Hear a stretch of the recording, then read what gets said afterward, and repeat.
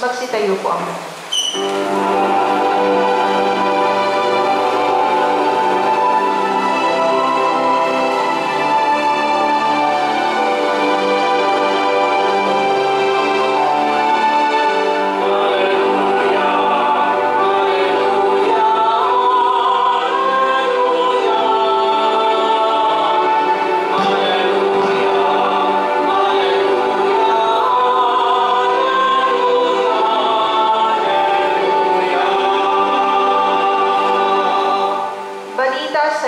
ngayon, salita ng Panginoong iiral habang panahon.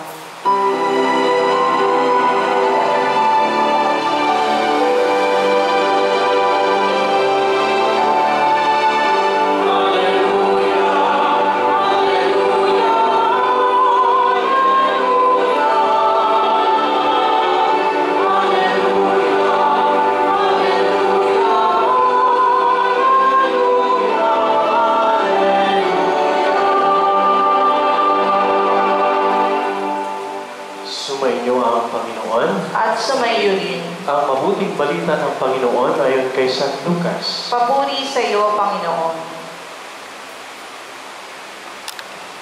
Noong panahong iyon, sinabi ng mga apostol sa Panginoon, dagdagan po ninyo ang aming pananalig sa Diyos. Tumugon ng Panginoon, kung maging sinlaki man lamang ng butil ng mustasa ang inyong pananalig sa Diyos, masasabi ninyo sa puno ng sikumorong ito, mabunot ka at matanim sa dagat, at tatalima ito sa inyo. Ipalagay na natin kayo'y may aliping nag-aararo o nagpapastol kaya nagtupa. Pagkagaling niya sa bukid, sasabihin ba ninyo sa kanya, halika at nang makakain ka na? Hindi. Sa halip ay ganito ang sinasabi ninyo, ipaghanda mo ako ng hapunan, magbihis ka, at silbihan mo ako habang ako'y kumakain. Kumain ka pagkakain ko. Pinasasalamatan ba ang alipin dahil sa ginawa niya ang inutos sa kanya? Gayon din naman kayo. Kapag nagawa na ninyo ang lahat ng iniutos sa inyo, sabihin ninyo, kami mga aliping walang kabuluhan. Tumupad lamang kami sa aming mga tungkulin. Mga kapatid, ang mabuting balita ng Panginoon. Pinupuri ka namin, Panginoong Jesucristo. Magandang gabi po sa ating lahat.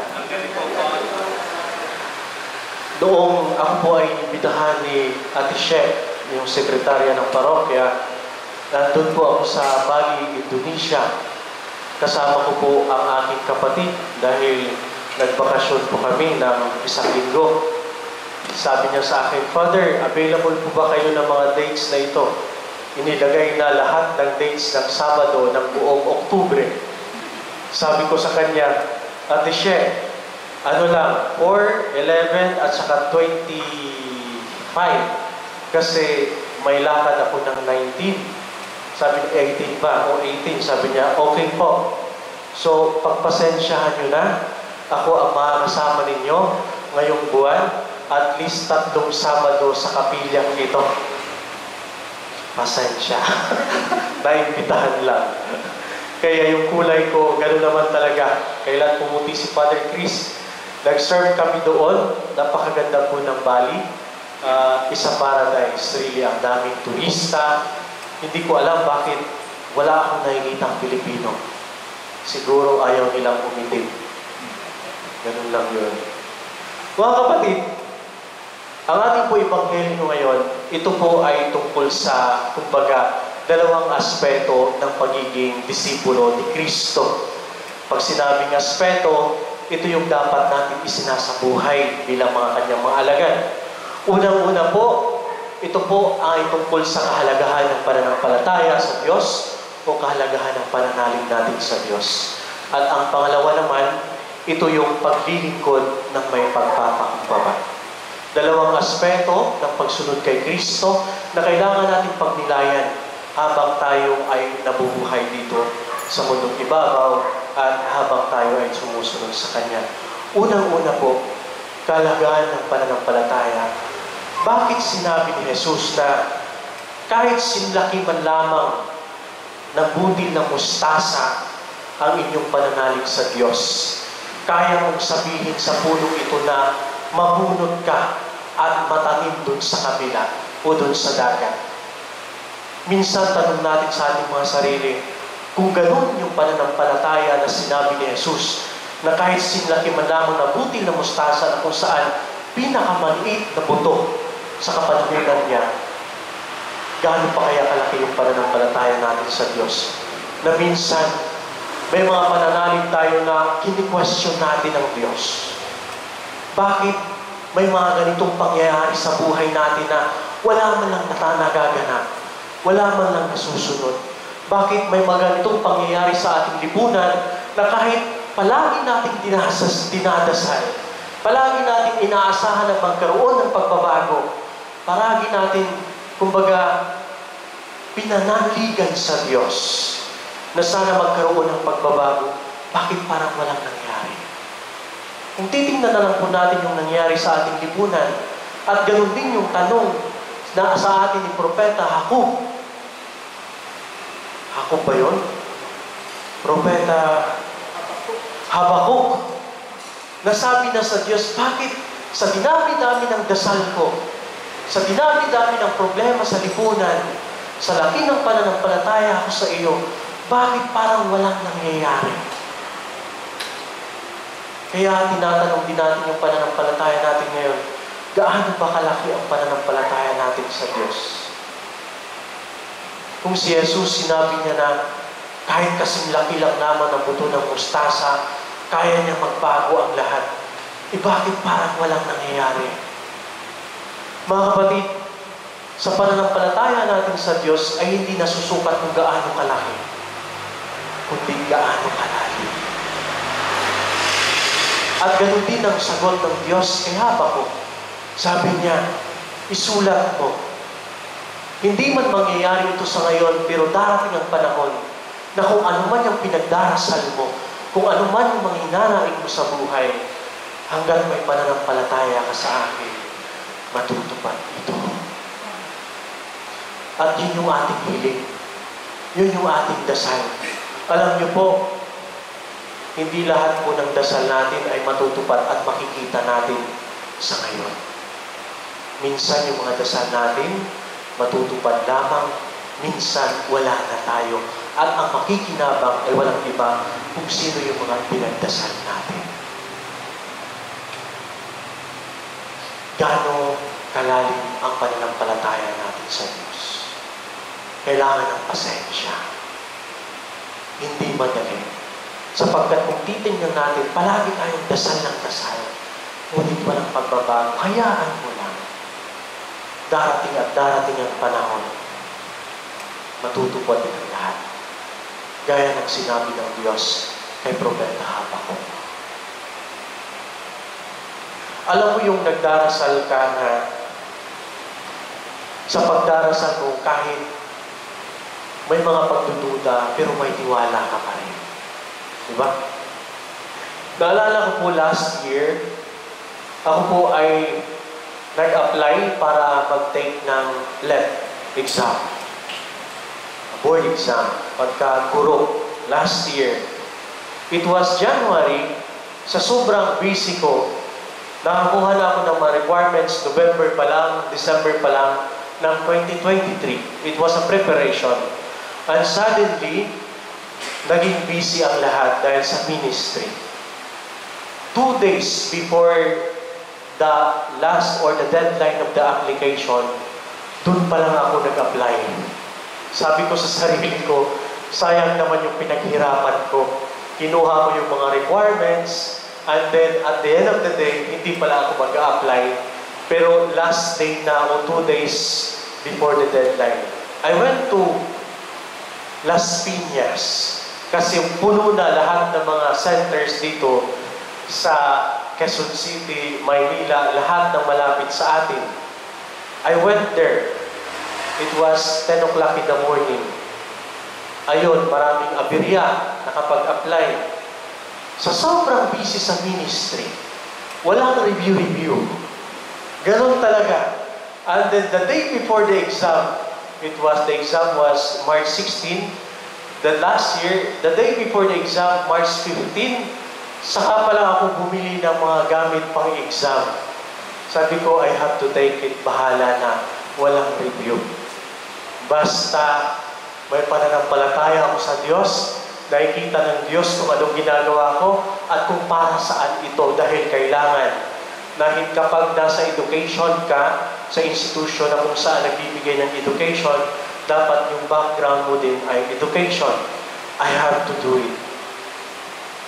During the day of the exam, alam niyo po, meron talagang mga tao na nagiging instrumento sa pag-abot ng pangarap ninyo. I was there 7 o'clock, kasi 8 o'clock ang exam. Tapos, meron isang pastor. Tinanong niya ako, magpapari ka ba? Sabi ko, hindi po. Pari na po ako eh.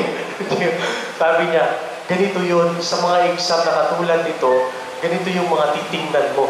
He really gave me pointers kung paano sagutan yung mga exam. Ako naman nakinig lang, sabi ko, ganun pala yun. Salamat talaga kasi walang review. Nagpunta lang ako dito para mag-exam. And then, yun po, sa grasya ng Diyos, after 3 months or 4 months ata yun, I passed the board exam. Sabi ko, pero ako na akong tinignan, yung pastor nagbigay sa akin ng pointers. Sabi ko, pumasa kaya siya? Salamat sa kanya kasi dahil sa mga binigay niyang mga idea, nagkaroon ako ng idea paano sagutan yung exam. Dahil sabi ko, salamat Lord at hindi mo ako pinabayaan.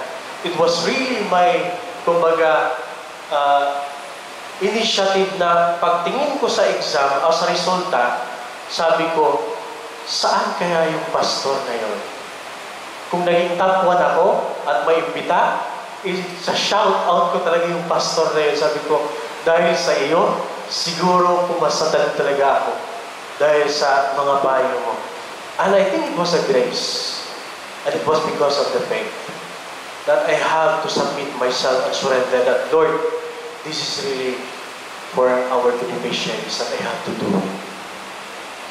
Thanks be to God. Kahalagahan ng pananampalataya sa pagsunod natin sa kay Kristo. Mahalaga po yun. Pangalawang aspeto po sa pagsunod kay Kristo, walang iba kundi ang paglilingkod na may kababaan mo. At ito din yung punto ng ating Ebanghelyo ngayon. Na kung saan si Jesus sinabi niya, yung mga alipin na nagsasabi na, yung mga alipin na nagtatrabaho, yung mga alipin ninyo, sasabihin ba ninyo sa kanila na, halika na't kumain ka na? Hindi. Pagdating ng alipin sa bahay ninyo, sasabihin ninyo sa kanya, magtrabaho ka.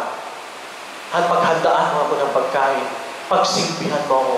Dahil iyon ang trabaho mo. At ganun din ang payo sa atin ni Jesus. Na kung saan kapag tayo'y naglilingkod, at kapag natapos na tayo sa paglilingkod natin, o nagawa na natin ang ating mga ginagawa, huwag sana tayong maging arrogante. Pagkos sabihin natin sa sarili natin na ginawa lang natin ang trabaho natin. Alam niyo po, ito yung palaging issue sa ating pamayanan, sa simbahan o kaya sa lipunan, na kung saan kung may mga success tayo, achievements tayo, anong ginagawa natin? Ilalagay natin yung mga pangalan natin. Politicians, they do that. Minsan sinasabi din natin na karapatan na maglingkod. Dapat pa tayo, sinabi ni Vico Soto, di ba, sa mga nakaraang interview, huwag kayong magpasalamat sa mga politiko. Dahil karapatan nila ang maglingkod at pagsilbihan kayo at binabayaran nyo sila. Which is true. Na kung saan, kung gusto mong na malunlok sa ganyang posisyon, gusto mong maglingkod, marapat lang na paglingkuran mo ang taong bayan. At hindi ka dapat maging arrogante na kung saan pangalan mo ang dapat nakikita ng taong bayan. Dapat sabihin mo sa sarili mo na nararapat lang dahil ginagawa lang namin ang aming tungkulin bilang tagapaglingkod. That is humility.